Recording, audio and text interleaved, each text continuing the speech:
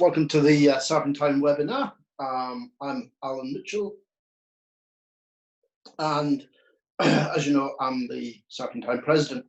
What I'm going to try and do this evening, assisted by Ange and Rob, is explain where we are in terms of the reopening, what new measures we've implemented, why these measures have been implemented, whether they've been implemented purely by ourselves as a club or on behalf of the Royal Parks. At the end of it, you obviously get a chance to ask us all sorts of questions.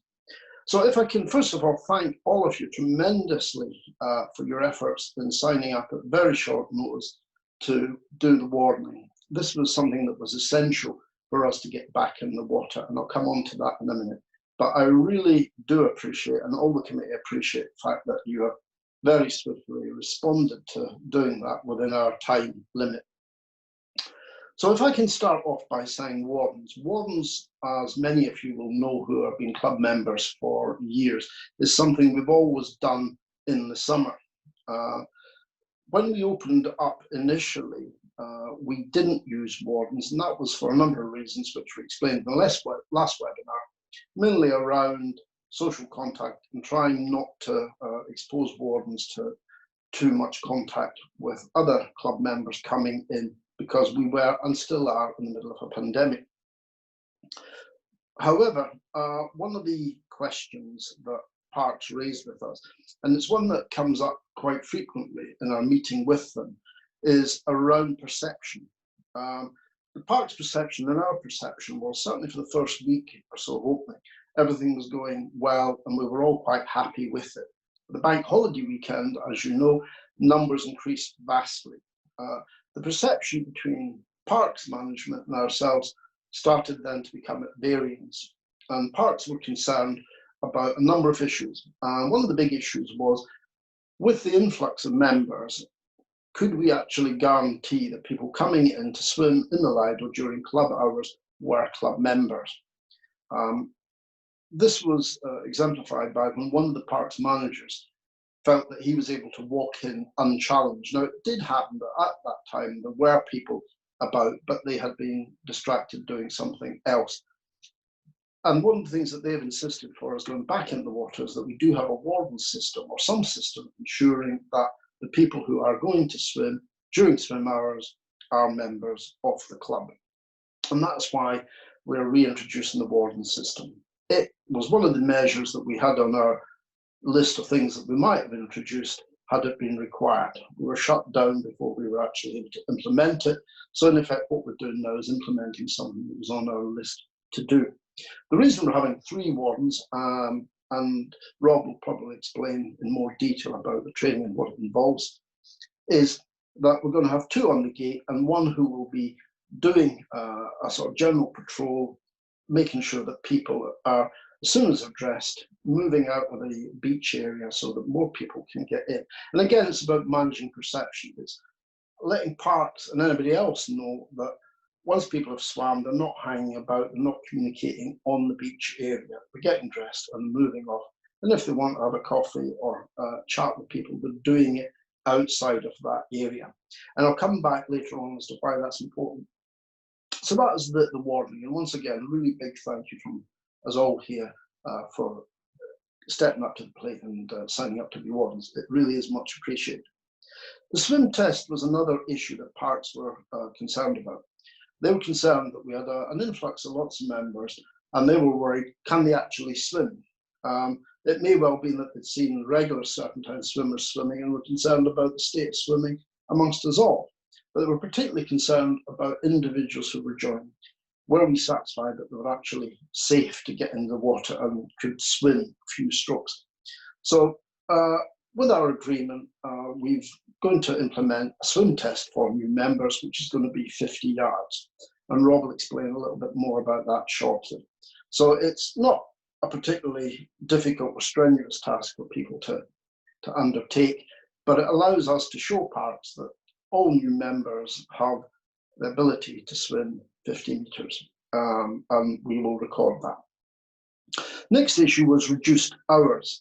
Now, this was something that Parks, I think, would admit that they got wrong. Originally, they were quite happy for us to work club hours 5 till 10 a.m. Their view was that at 10 a.m. the park wouldn't be filling up. It would give us longer time to get swimmers in so there wasn't crowding.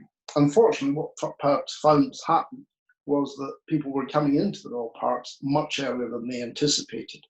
They were seeing members of the club swimming, and they were then assuming that, well, if they can swim, I can go in and swim. And parks were having difficulty managing that outside of the club hours. So initially they asked us to go back to 9 a.m. and after some discussions we compromised, and we've gone back to what our core hours were, of 5 a.m. to 9:30. Reduced swimming area was another thing of concern to Royal Parks, in that they saw people going off the ISIS pontoon. Some of them they were sure were Serpentine Swimming Club members, some they thought weren't. And they saw these people going in, swimming or walking towards the bridge. And as we all know, there are quite a lot of pipes and debris in that general area. And they were concerned about this. And one of their initial requests was that we would send a warden up there to tell people not to go in off there and not to swim off it. This has a number of issues and risks for us as a club, sending an individual up there to deal with that, isolated, without any real advice or guidance. And there's a sort of health and safety issue around that. It was discussed at the committee, and the committee thought that the way around that would be to go back to our original market point, which is the two buoys before you get to the ISIS statue and what is known as the Brodie buoy. Part of the rationale for this is that you can't be seen quite as readily because of the reeds from the shoreline, and that might help, together with reduced hours, discourage people from going in from the ISIS pier. And I should stress here that all these new issues are seen as temporary, not only by the club, but by Royal Parks as well. Royal Parks would very much like us in the future months to get back to a normal situation where we're operating as we would hope to do every year, day in, day out. So that is dealing with the reduced swimming area. The closing membership was something that the committee decided on, and that was taken, as you all know, with a very heavy heart, because the club has always sought to be open to everybody. And it should be said that, again, this is a temporary measure. And what we're looking to do is, while we are close to membership, is get as many of the new members as we can through things like the swim test, get them almost, and it's probably a rather harsh one, indoctrinated into the ethos of the club if they've not been members before. This gives us a chance as a club to do what would happen with members when they arrived individually or in small groups to join the club, and somebody would take them out and say, this is what you can do, this is what we don't do, this is how we manage it, and introduce them and bring them into the ethos and spirit of the club. With the influx of members that we had, we didn't have a chance to do that. It wasn't possible. But with the time that we've got and some of the measures we're putting in, we feel that a lot of these newer members, within a very, very short space of time, if they've not already become part of the ethos and structure of the club, will do so. And so what this is doing, the suspension membership, has given us a breathing space to get ourselves back to a position where we are a unified club. We don't have a situation of people who are regarded as either old members or new members. We just have members. And that's what we're keen to do. So that was a committee decision. The alphabetical alternate days, that was another committee decision. And again, over the next 2 or 3 weeks, the reason we want to pursue that is it gives us, as a club, a chance to draw breath, look at the numbers and monitor the numbers and make sure that in the first 2 or 3 weeks, we're not totally overwhelmed by a surge of enthusiastic members coming to swim. It, like everything else, will be kept under review by ourselves and by parks. And if we feel that the weather is so bad and that numbers are at such a level that it's inconsequential for us to do alphabetical alternate days, then obviously we would seek to review that and change it. On the other hand, if we feel that there are so large numbers coming down on the alphabetical days, again, we might look to try and tweak that to add additional alphabetical days. So instead of 2 groups, you would have 3. These are all things which we're keeping under review. to allow us to present to the Royal Parks that we're in control of the situation and that we're monitoring it. And all these things have been discussed and agreed with Royal Parks, so they know what we're trying to do, and we have a common standard. Another area where we've had a common standard is what, if you're in a swimming pool, you might call the bather load, and that's the number of people you will have in the water and on the beach area at any one time. And again, after discussions with parks, we've agreed that the number of people in the water and on the beach at any one time will be 200. So 200 people on the water and the beach is quite a generous amount. And that, again, is one of the roles that wardens will be doing, is monitoring the numbers there. However, if we find that lots of people are coming out and it's a warm day and they're tempted to sit around and the 200 number is starting to look very congested, then obviously we'll pause the numbers going into the beach area and water while we encourage those that are slowly getting dressed to get dressed a bit quicker so we can get more people in. And again, this is something that we've agreed with parks, and I think we're quite happy that we've been able to get what we would regard as a very useful number, and certainly much more than was parks' desire at the start. You'll also find, particularly those in the next few days who are coming down for some warden training, that we're introducing some new IT. We're screaming into the 21st century as far as technology is concerned, and this, once we've rolled it out, the wardens will also be rolled out to members, so you'll have your own little profile which you can amend and use, and more of that later. Well, I think I've probably spoken enough, so I'll ask Rob and Angela if they'd like to say something about warden training and the swim test. Thanks very much. Go, Rob. Thanks, Ange. I thought you were the warden expert. Okay, wardening is what we want to do. It's amazing. We've had exactly 105 people have volunteered in 24 hours to do the wardening. I just did a quick count up. That's quite incredible. And a lot of people, one person has actually volunteered to do nearly 20 shifts. So that's incredible. And it did make me smile and be very proud of this club. The wardening process, anybody who's wardened in the past, is not onerous, it's not difficult. The only thing that is different this time is we have to be a bit more formal about it. Rather than the old days, it was a bit more informal and it wasn't quite so strict. This time we just need to be strict. And a couple of areas that we need to be stricter on is making sure that any swimmer that arrives, have they done their swim test, which we can talk about in a little while. And the second one is just to monitor the numbers. We have a limit of 200 in the water and on the bank at the same time. So as a warden somebody comes in, you will have a clicker. You click on to say another person has arrived, and then as people leave, you click them out again. And as long as the number is below 200, we're comfortable. We're not expecting to have many days where we will have to limit it to the 200. So, as in, if there is more than 200 people down there at any one point in time, I can't imagine many days where that's going to happen. Maybe the first few days because we haven't been swimming in a while. As we progress, it is very much a really hot bank holiday weekend where people can't go away. Is a really good example of why everybody came to the Serpentine.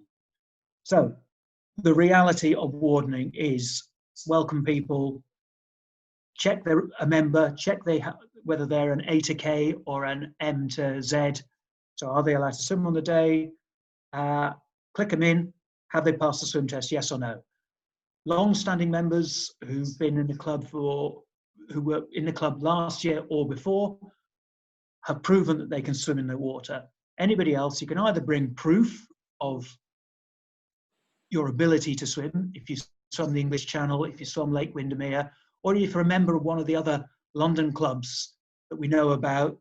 We're talking Tooting or even Hampstead Ponds. If you're a long-standing member of that, show your membership card, prove that you can swim. If all else fails, you have to do a 50-meter swim test. Not exactly onerous for anybody who's going to be swimming in a lake. You jump in at the pontoon and you swim to the first ramp. If you can swim that distance without putting your feet on the floor, you have passed the ability to swim. And that's all you have to do. You will not need to repeat that test from that point onwards. You'll be marked up on the board as that person has passed the swim test. So for a lot of people, it will be really good. I think we have one of our members is an Olympic gold medalist. I've got a feeling that might count as being able to swim 50 meters. But yeah, we're not so sure. I'd love to put him through a swim test. So the reality is, it's not a onerous thing, but we are proving that we have witnessed that somebody has swum 50 meters without having to touch the bottom. And every member will have to go through that unless they have proof that they are members of another club or they've done a channel or something like that. So actually they can do these things. So the reality of wardening is very simple. We will, on Monday and Tuesday, all the people who signed up, so all 105 people who've signed up, will be able to come down on Monday or Tuesday. I'll go through the Warden training more formally and show them where the clickers are and where the spreadsheets are and all of this sort of thing. Same 2 days, I'll be training people to do testing so that they can do the testing. And then hopefully we'll be able to get through the new 2,000 members remarkably quickly. Within a few weeks, most people have done their swim test. Thank you very much. We're back to being a normal wardening where you actually just click people in and out. Ange, did you want to add anything?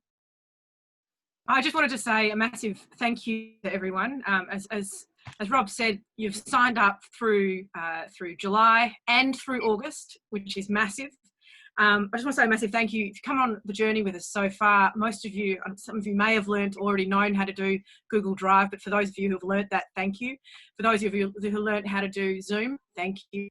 And there is one more piece of tech we're going to be asking the wardens to learn tomorrow when they get down there. So thank you very much for learning new tech with us. So thank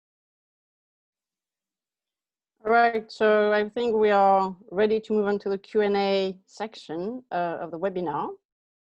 So everyone, you are all muted, and if you want to ask questions to the panelists, to Ellen, Rob, and you use the Q&A function at the bottom right of your screen, and we'll answer the questions as they come. I don't think we'll answer all of them live. Some of them you'll get private answers. And I'll get started now with a question that I received actually 2 days ago. So that's probably one for Ellen. It's about parking. Ellen, have Royal Parks indicated that the club might be able to use the car park at weekends? Their website clearly says car parks will remain closed at weekends, which I suspect won't be an issue for many members. So do we have any update on that aspect? Yeah, I've asked, and in fact, I've written to Royal Parks to clarify that position, and I'm waiting a response because obviously people who know where I live, it'll impact me as well, and it is very important. When I last spoke to them, they were quite optimistic about opening car parks 7 days a week, and I will follow up on this. It may just be that they haven't updated the website, but as soon as I get information, which I would think will be tomorrow, I'll let everybody know. Great. Thank you. Next one is about the system that we are using for wardens.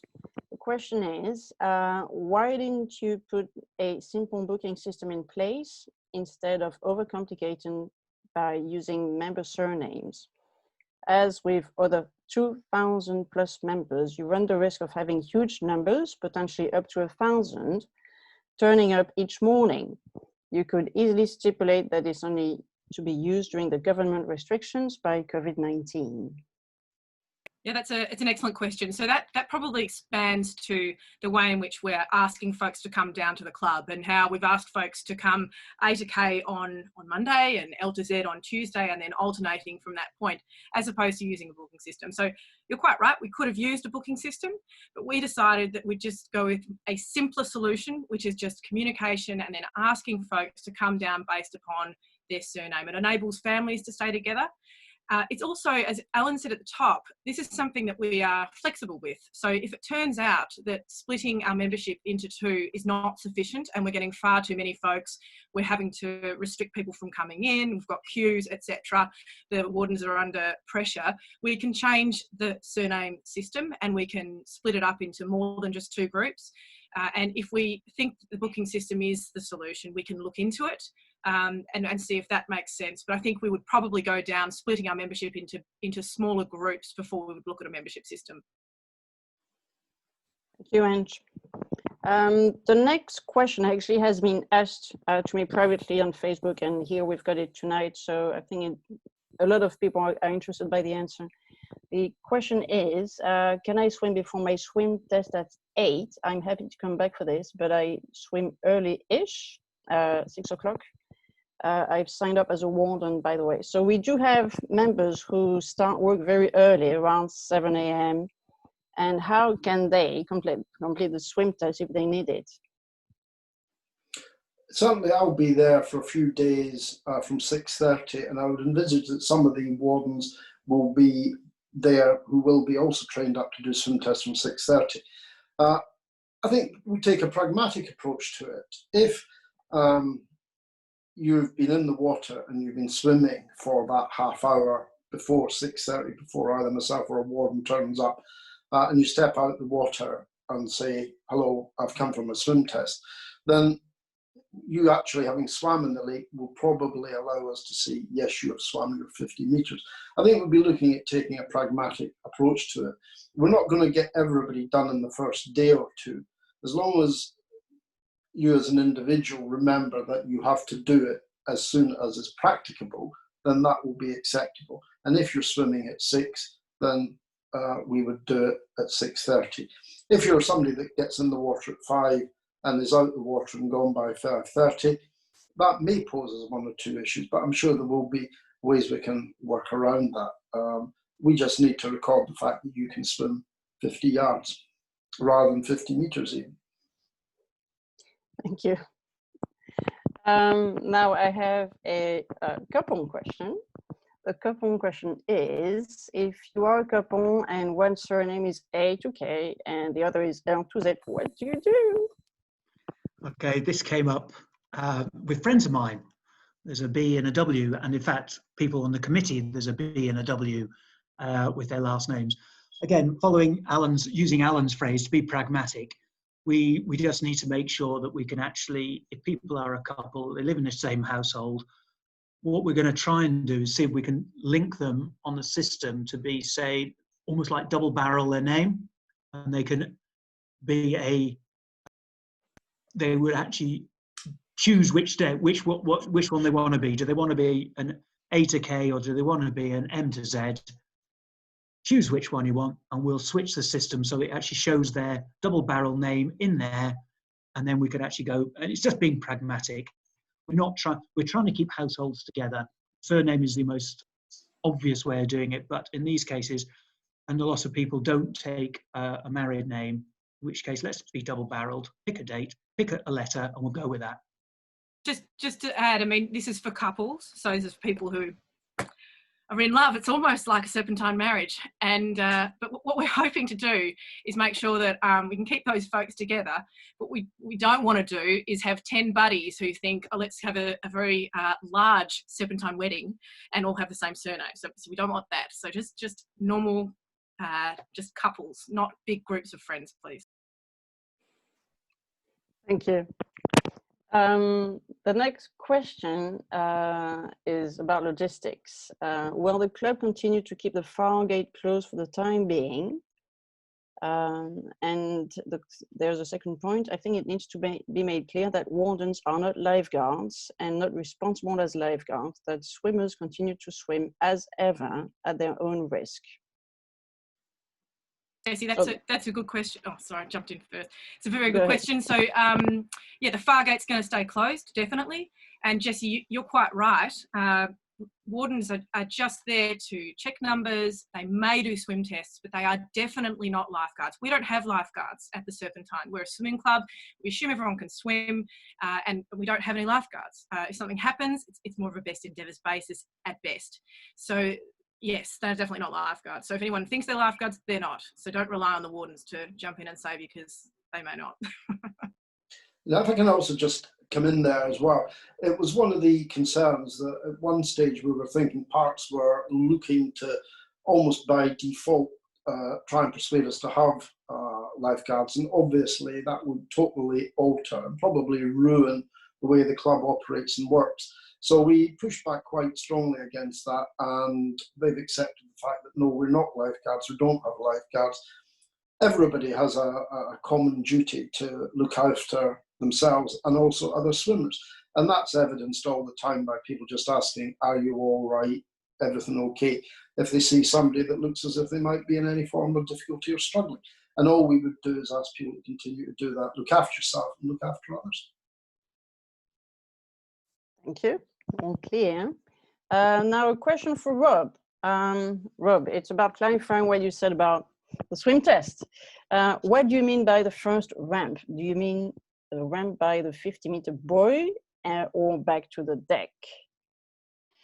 It is, yes. We'd start at the pontoon and swim to the first ramp, which is the 50-meter buoy, or to use Alan's terminology, the 50-yard buoy.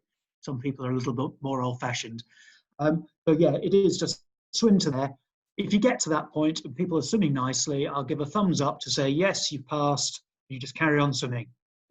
So it's not as I said, the test should not be onerous. I just want to be able to see that you have swum 50 meters without touching the bottom. You can swim. Thank you very much. Off you go. And then that's the limit. You are now your own responsibility. You are now swimming at your own risk. I have just shown that I've witnessed that you have swum 50 meters, any stroke, any speed. It's not a speed test. You don't get extra membership points if you actually go really fast. It is get to 50 meters, comfortably relaxed, and carry on. Again, if you find that, or if we find that there's a bit of a bottleneck building up at the entrance near the pontoon, then there's nothing stopping us moving the swim test down to the other end and have people swim 50 yards up to the, from the far end up to the first set of steps, still over the 50 yards if we're causing a bottleneck.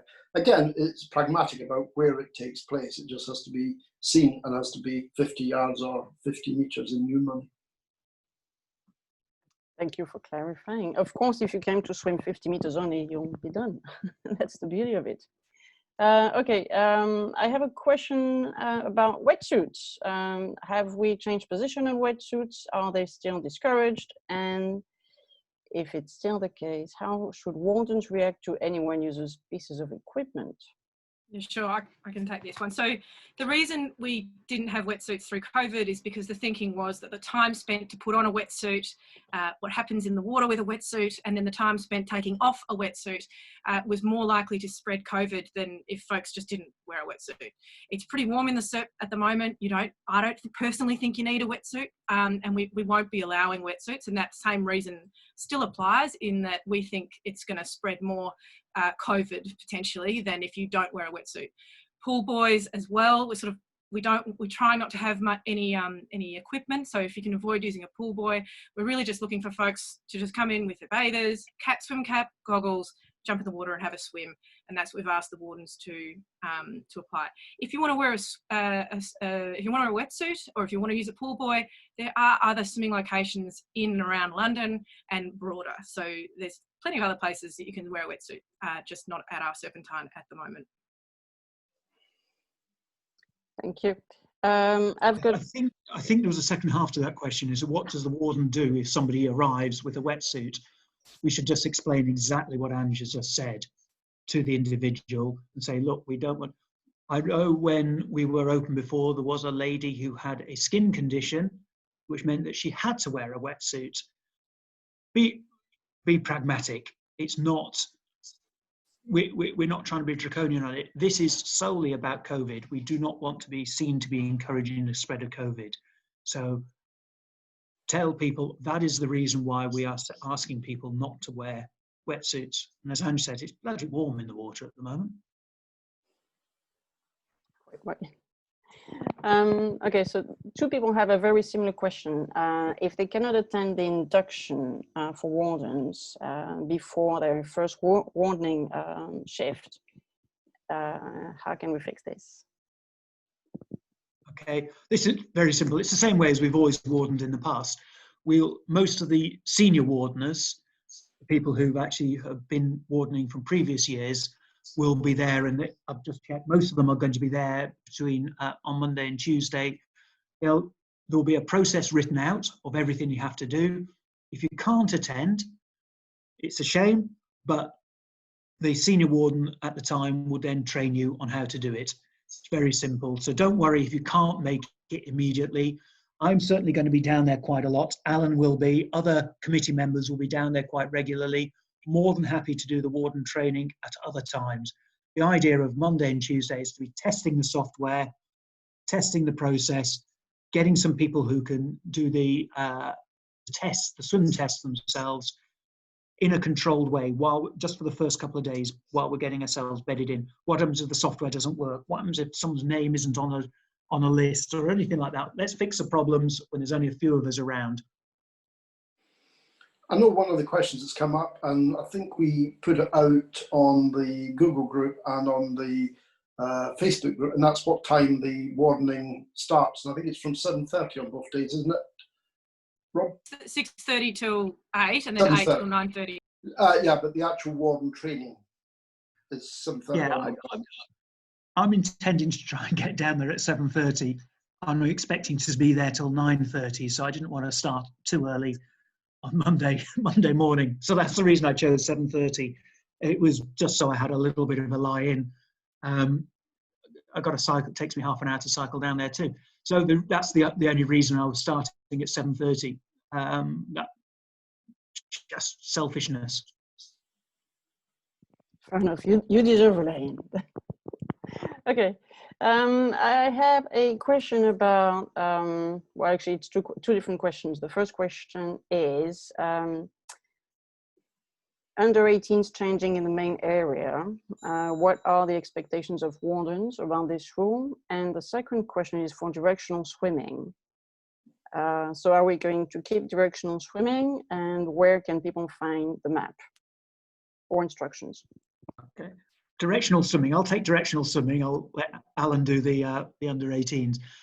Directional swimming, very simple. If you're in the white buoy area, you swim clockwise. If you're outside of the white buoy area, you swim clockwise. It's not that difficult. I know we've all gone digital, but we still should know clockwise. So you swim clockwise when you're outside the buoyed area, and you swim clockwise if you're inside the buoyed area. It's not that difficult. And the wardens will explain this to people as well when they meet and greet people. Just swim clockwise. That's all you got to remember. And in relation to the under 18s, we've got to treat the beach area and the terrace area as if it's like a large changing area. And the club, for all sorts of safeguarding issues, wouldn't countenance people getting changed in the changing room if they're under 18. And it's exactly the same for the beach area and the terrace area. It's a changing area. It might be outdoors, but it's still a changing area. It's like a big changing room. And for the safeguarding, not only of the under 18 individual, but also of other swimmers, we have got to ask people that the under 18s are changed elsewhere and come in ready to swim and then get dry changed elsewhere. Again, we've got to treat it and imagine in your mind that it's like a big changing room. Thank you. Now I have a question about people who want to swim early. If you want to swim on any day before 6:30, does the alternating day rule apply to you, basically? I'll take that. I'll take that. That's the sort of question you should never ask. Because if you ask that question, you can imagine what I'm going to say. What I'm going to say is that the spirit and the rule is that you swim on an alphabetical day. I'm not going to say any more. Warden start at 6:30, but that is the rule. And as I say, it's one of these questions that sometimes is best not asked. Next one will be pragmatic. Are there any toilets open yet? No. Parks are hoping to open some toilets. They were going to start opening toilets, but it wasn't, of course, going to be any toilets close to the Serpentine to begin with. Again, I've asked for clarity on that because, of course, we've got the cafe at the Lido, and they may well want to open the toilets there, if not necessarily for ourselves, but for Lido cafe customers.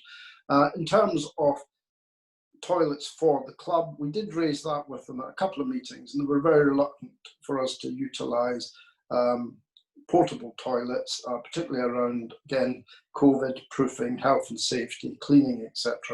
And for exactly the same reason, our own toilets in the changing room and the changing room itself is off limits because of COVID-19. And we always have to keep in the back of our mind, in fact, in the front of our mind, we are still in the middle of a pandemic. Fair enough. Now I have a challenging question about numbers in the water. Somebody's concerned about the restriction, swimming restriction to the Brody Boy, now that it's been removed. When we were open in lockdown, the water was unusually crowded and social distancing in the water was at times difficult, if not possible, I would assume. With the restriction, the area is 30% smaller, and so potentially the water won't be even more crowded. Why has this restriction been imposed and agreed upon, and is there a possibility to negotiate with Royal Parks if necessary? I can answer that. So the reason we're not swimming to the Brody Boy is, as Alan said earlier, people can see you when you swim to the Brody Boy. So people on the bank, they can see you, and they can also see the pontoon. And a lot of people, the public, were thinking that they could just jump in at that pontoon and start swimming.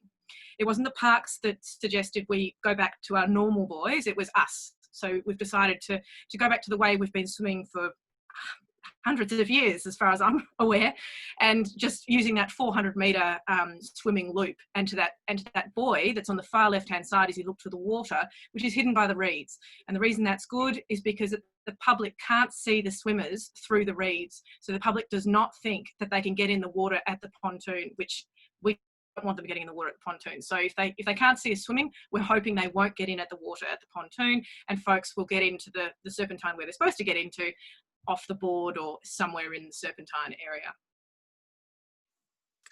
Thank you. Wait, did you want to add something, Alan? The only thing I would say is that, yes, it's under review. As I said at the very beginning, everything we are introducing at the moment can be seen as being temporary. The only thing that Parks has stipulated is that they want to be consulted before we extend back to the 300-metre mark at the Brody Boy. So it's not gone away, it's just temporarily suspended.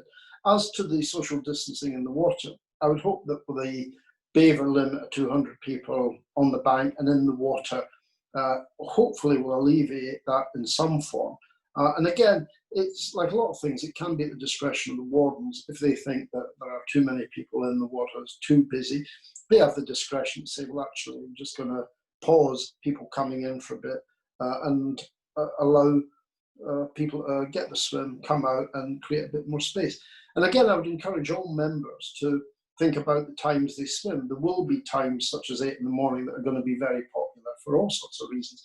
And if you can swim outside what is proving to be a very popular time, then I would encourage people to try and do that. Be a little bit flexible. If you come along and you think social distancing is a bit difficult and I'm not enjoying the swim because there's so many people here, then if you can, be a bit flexible when you come along. Thank you. Now I've got actually good news that hopefully won't bring much relief, no pun intended, to everyone. The loos were open at the Lido Cafe today. Somebody's confirming the toilets were open at the cafe on Saturday. So it's possible that on weekends, there won't be toilets. I don't know about weekdays, but I mean, it's worth a shot. It's better than nothing. Right, question about directional swimming. Who explained directional swimming? Was it Rob? Okay. There's been a history of, you can do it clockwise this way, anti-clockwise that way. Since we've got so many new members, it's very simple. We've agreed clockwise, clockwise, and again clockwise. Just everybody swim clockwise. It's that makes it easy. Where we had in the past, where we had different areas, you swam anti-clockwise and other areas swam clockwise. If we just make it one rule, it makes it easy. We've got 2,000 people who may not know the processes. Everybody swim clockwise. Makes it so much easier. So going forward, let's just swim clockwise. If you're inside the buoys and if you're outside the buoys, always swim clockwise. Let's, you know, in the future we may change things, but at the moment, everybody clockwise. Thank you. Clear, clockwise. Jessie, clockwise, because Jessie has the same question. Right. Monday and Tuesday, induction days, Warden sessions. Do people come on an A to K and L to Z basis, or can they come, or you know, one or the other? What's happening? Just turn up Monday or Tuesday. Just turn up. I'll be there both days from 7:30 till 9:30. Just turn up, say hello. I've got a list of the people who are wardens, so don't try and sneak in, because if you're not a warden, from 7:30, I'll be ticking people off saying, thank you very much. Yeah, you've done your warden training.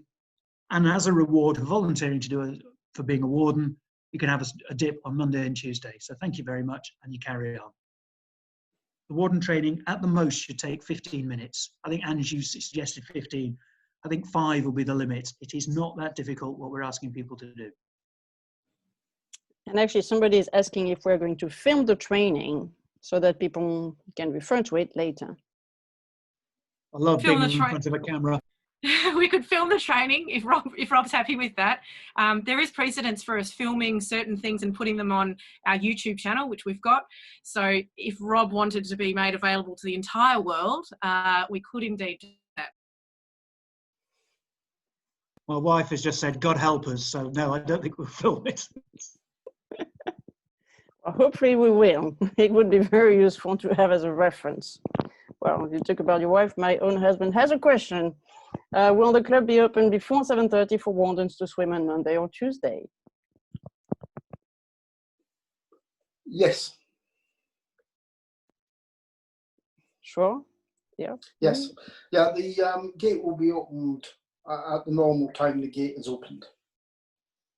But in the same way that Rob will be checking people in that they don't go for a sly swim, they might also be checking people on the way out to make sure they're actually there for warden training at 7:30.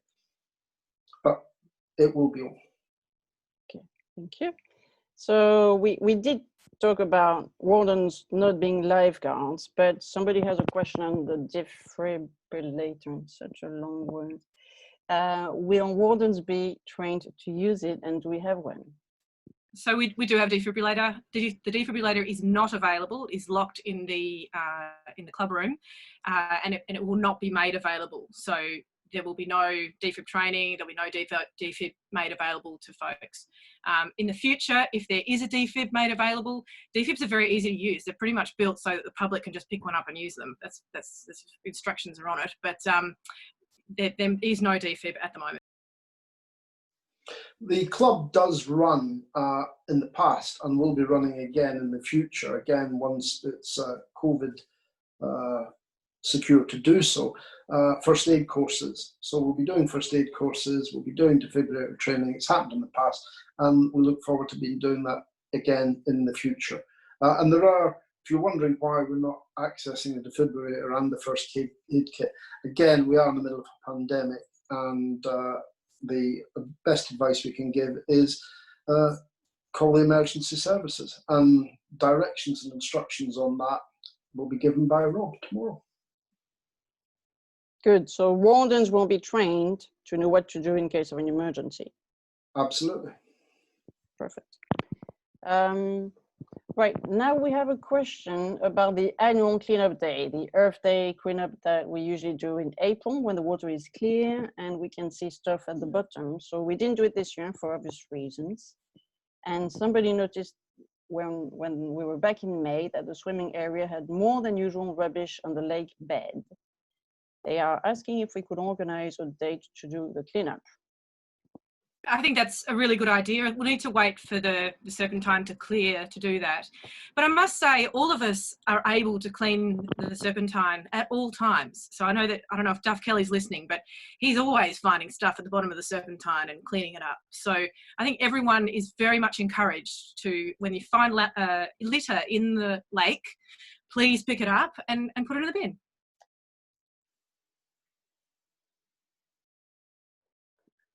Rob, there's a question for you. Oh, has been answered. Sorry, dismiss. It was answered. Question about the car park, and actually there are only 2 more questions, so it looks like everybody's fairly satisfied with the content. I mean, at least they don't have any more questions. The car park, is it currently open during midweek or not? I'm not sure on that. I'm not sure. Perhaps that's something that Rob or one of the wardens can check tomorrow and put something out to the club to say, yes, the car park is open, or no, it's not. Again, I'm waiting on a response from Parks, but somebody can preempt that by saying, yeah, it is open. That would be great. Okay, so watch, social channels, the chat group, and you'll probably get an answer fairly soon about the car park. And actually, somebody is just saying that it says it's open during the week on the website. Thank you, Rachel. Good. Concerning the debris, depending on how bad it is and what type of debris we're looking at, are small booties allowed to protect from debris? Yeah, so as a swimmer who regularly walks in the serpentine, I can tell you that the ground in the serpentine is pretty clear. Certainly the ground near the board, that's definitely clear. So if you make sure that you stay within the serpentine area, which is within the buoyed area where you put your feet down, and certainly if you keep to standing near the board, you won't need to worry about debris. The debris is where you go outside the buoyed area. That's where the debris is. And I don't recommend anyone try and stand there because you just never know what's underneath your foot. Even with booties, I'd be concerned that you might hurt yourself. So just make sure you stand near the board, and the rest of the time you should be swimming. Yeah, just watch out for the crayfish and pike. Exactly. We've seen them. We know they exist. I have a question on directional swimming, I'm guessing. The question is, which way is 12 o'clock? Just worth confirming. So can I try and do this one? Because there's been so many questions on it. So when I jump in the water to swim a really long way, I stay inside the white buoys and head right. So I think that's east. I get to the end of the white buoys. I duck under the white buoys. I then, on the outside of the white buoys, swim down to the far left-hand buoy. Go around those 2 left-hand buoys and then swim closer to the bank on the way back up to the Lido. But that's wrong. It's wrong. Oh my God, I've been saying wrong this whole time. Yeah, this is what we're trying to say is about when somebody asks which way is 12 o'clock, the beauty of going clockwise is it doesn't matter, everywhere is 12 o'clock. So facing, you are on 12 o'clock. So you're facing towards the posh cafe, as we call it, that's 12 o'clock, you still go clockwise. So if you're inside the buoys, you go clockwise. So, Ange, you're correct. When you're inside the buoys, you go down, you go towards the far end with the buoys, you swim along the buoys, and then you come back past the steps. So if you're inside the buoys, so it's again, you're just following a clock. When you go outside the buoys, you just go clockwise again. So now you're facing the other way, so you're facing towards the bridge, and now you are going along the buoys again, and when you get to the far end, you go down the middle of the lake. So you go along the buoys in the middle of the lake. So you just, as if you're looking at the clock. So whichever way you are facing at that point in time, always the position you're facing is 12 o'clock. Wherever you're facing is 12 o'clock, and you just follow around in a circle. I don't find this difficult. I'm amazed. I must have been swimming the wrong way for quite some time. That must be why I bump into so many folks. It's different in Australia. That's right. Different clock. Magnetic fields and all. Well, it looks like it's actually slightly confusing. So we have, somebody's offering another way to visualize it. From the pontoon, we have, when you swim, you have the white buoys on your left. But outside, the white buoys going down the other way, the white buoys are on your left. Hold on. Give me a second to review it. She's saying the same thing as me, I think. Catherine, I think you think a bit like me. I think we might be wrong, Catherine. Yeah, can we talk about left and right, Rob, to explain the 12 o'clock? Rob has lost the will to live. Rob, come back with your clock. It goes that way round. You look at a clock, you go that way round. That's all you've got to do. Look, currently, for me, the way I'm seeing your finger right now, because I'm looking at you, is anti-clockwise. So I think, yeah, just say clockwise, don't use the finger. And Well, when Ange is down next, I'm going to explain how a clock works. It really is, once you get it, it's dead easy. And people are talking about left and right. So the problem with talking about left and right, it doesn't matter. If you turn round, your left is now your right, and it's all changed. So that's why you've got to talk clockwise, because it doesn't matter which way you're facing. That's the fundamental thing about clockwise. No matter what you do, there's only one way round in a clockwise direction. You always turn to the right. So wherever you get to somewhere, you're turning round, you turn right. You turn right. Always turn right. And then you're right. That's how to remember it. When you're swimming clockwise, you're always turning right. For any new members watching, this is the sort of discussion you'll come across very regularly in the changing room, which will go on for weeks, if not months. Yeah, clockwise. For somebody like me who's clock challenged, you can just keep the boys on your left. And yeah, forget about the clockwise. It's really confusing. Okay, we have a question that was actually asked, I think, in the previous webinar about attempting a one-way system on entry.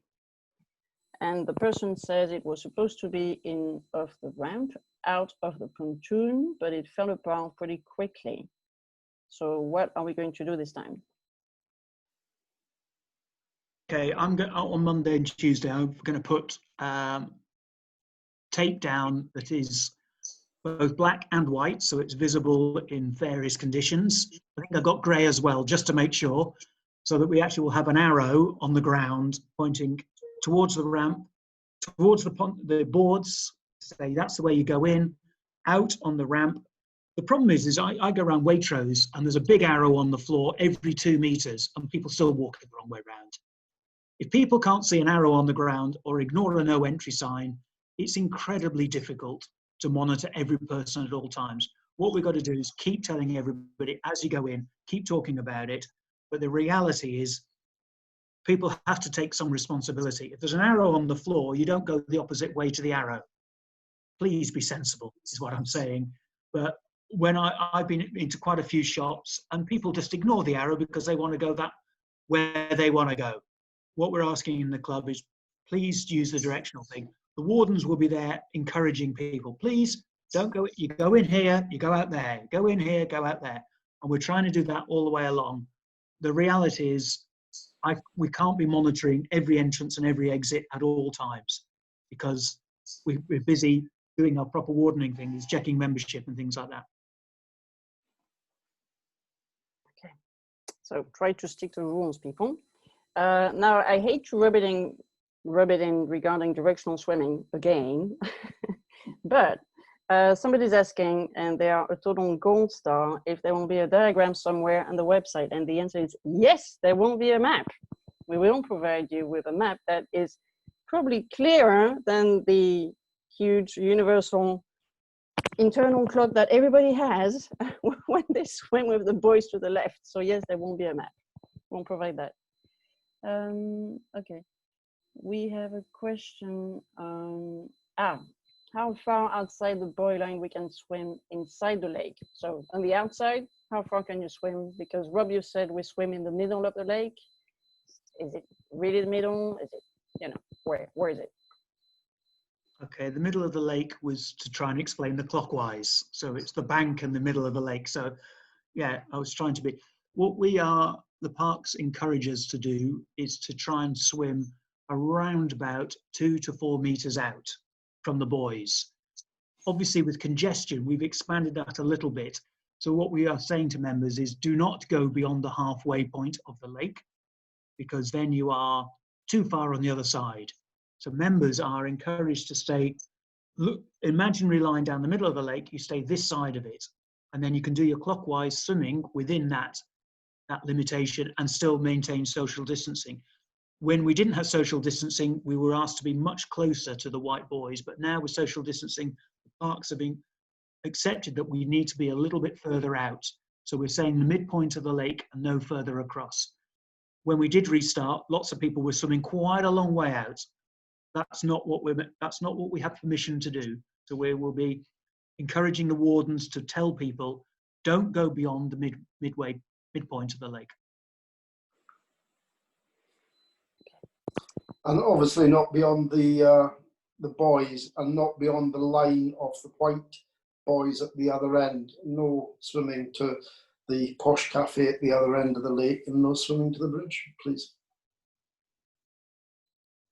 Thank you. Now, there's a number of people trying to explain to Rob what he just said about directional swimming.